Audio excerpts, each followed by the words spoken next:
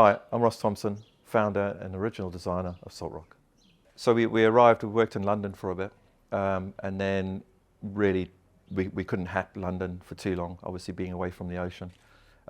So we went to a travel agent, and the kind lady put us on a train. Our request was as far away from London, but by the sea. So she chose Penzance train station, which is Land's End. So she got it right, and she put us on the train. And we arrived in Penzance, and actually that's where we landed up staying near the train station in a B&B, because we literally arrived, we didn't have anywhere to stay, had our boards, had our clothes, and was like, okay, where do we go?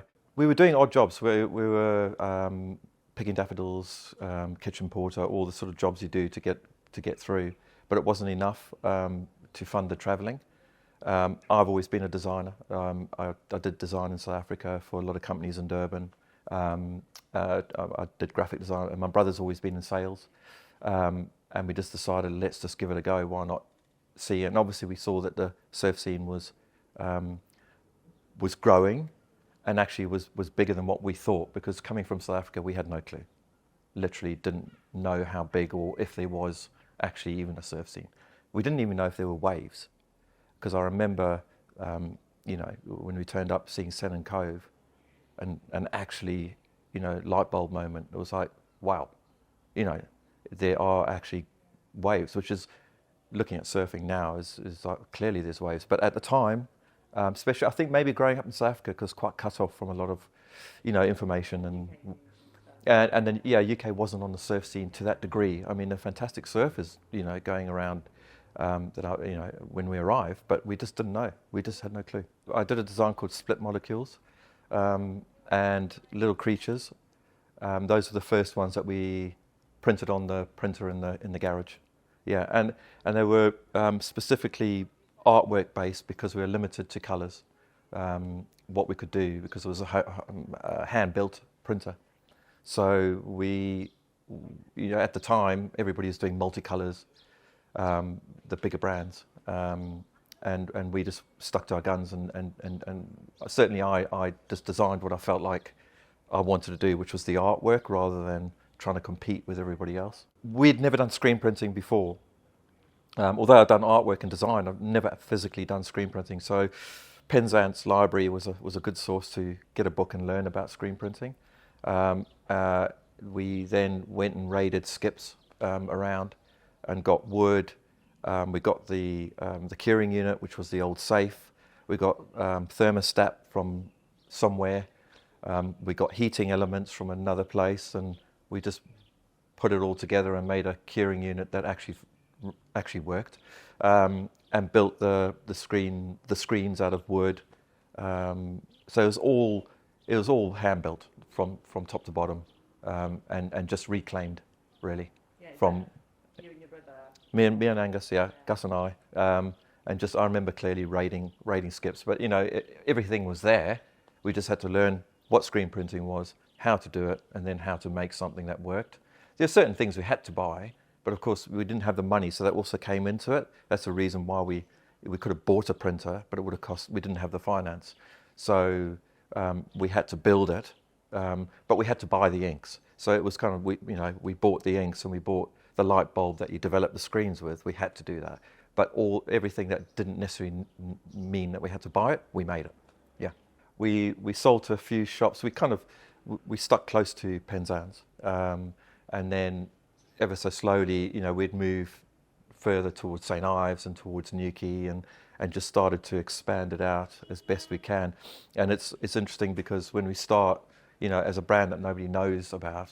They're clueless. They know about Billabong, Quicksilver, and all the other international brands that were around at the time. Saltrock, they had no clue. They never heard of it, rightly so. So it was very hard to get in the door. We got laughed out the door a lot, but that's when we went, okay, we'll do sale or return, just to get it in the store.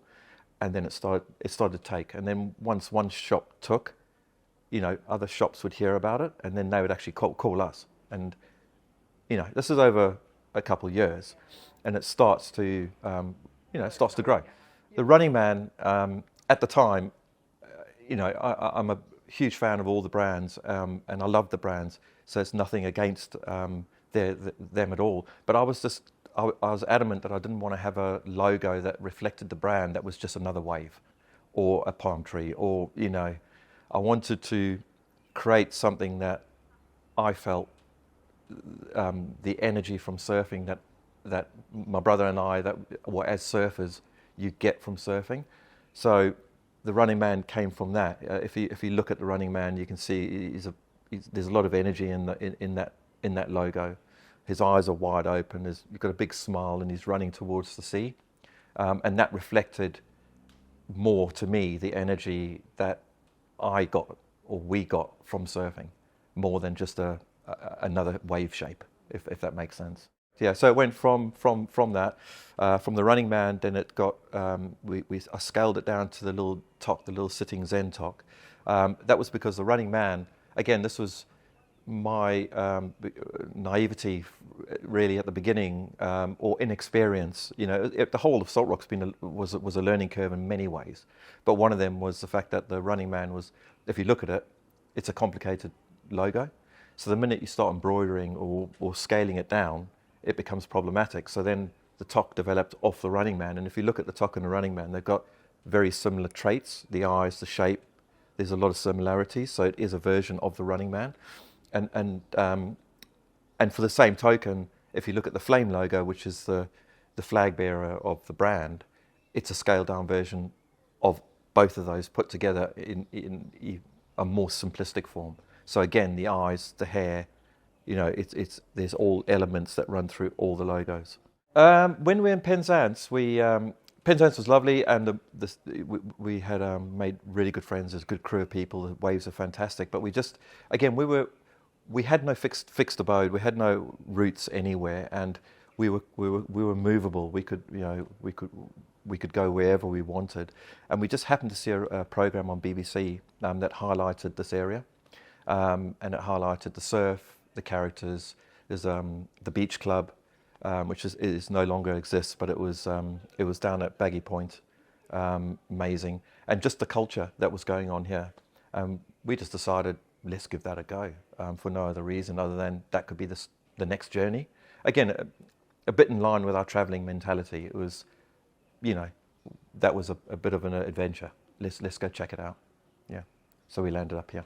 Yeah. So we rented a house at Burrows Park, and we did all the dyeing of the t-shirts. So we had vats, massive vats of dye. We did the dyeing, we did the drying on the washing lines. We had washing lines going around the house. And then we managed to rent some space across the road at Salton Road, which is now Salton Road Studios. And that was the original Saltrock shop.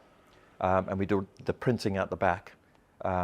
So we would do the dyeing at the house and the drying at the house, and then ferry them over the road to the back of the garage and do the printing. And then eventually we took the front of the shop, and that became the first Saltrock shop. So we started to sell our t-shirts. So we were obviously selling wholesale and going on the road and selling, but we then took the view that we could have a shop, and the shop came up, so we took it. Yeah. We made a lot of friends. People were very inviting of us, you know, two strange South Africans turning up, and I think at the time the crew that we met, they were all travelling as well, so they were going, you know, doing little sorties in the winter, and so we connected immediately that we're all kind of on the same page. And a lot of them, most of them would pass through the house in one way or the other and be involved in the process. So if they're staying over and having dinner or sleeping over or whatever, they would be involved in helping tie-dye, actually stringing, you know, or using elastic bands to bundle them for tie-dyeing, or packing the t-shirts, or helping printing, or help pack the printed t-shirts. So whichever, you know, because we worked 7 days a week, essentially. There was no 9 to 5. It's whatever it took. So if the orders were coming through the door thick and fast, we would just work accordingly. And it didn't bother us to work through the night or work on the weekends. We'd go surfing and then work in the evenings, if that's what it took. You know, it was just whatever worked. And most of the friends were involved in the process one way or the other, in, you know, the whole thing really, which is incredible. And people do remember it, you know. So there's a lot of the communities had an involvement in the building of the brand. Yeah. Could you just describe the garage in Penzance and what it was like? Rough and ready. As I said, it was made up of reclaimed everything. So even for the developing unit, you have to be in a very darkened space, and what we found for that was a quilt. We had like a quilt that we'd use as to block out the light. So everything was very simplistic. We had the music in the corner. We run rope across the room to hang T-shirts when they were finished. So it was just very basic. It worked. It was functional, but there was nothing fancy about it. But it was a great space for us to work in. Yeah. We did the printing in the garage. We did the boxing up in the garage. So we managed to. It was a good sized garage, and it took everything that we needed. But yeah, it was a functional space for sure, and very. I don't know. I enjoyed it. I liked it because it's such a creative place, and especially when you start seeing it work and everything that you put into building it. We had no clue whether it would work, and yet it actually functioned as good as a bought machine. Certainly the printer and the curing unit, all of it functioned, and the detail that we got from the printing was incredible, considering we'd been told by a local printer that it was unprintable, and that was like a win for us, because we originally tried to get it printed locally, and we were told categorically that the artwork was too detailed. You wouldn't be able to develop it or print it for a start. And then we went on to building our own, irrespective of what we were told, and actually nailed it. And that was a win. It's like, yeah, okay, you know.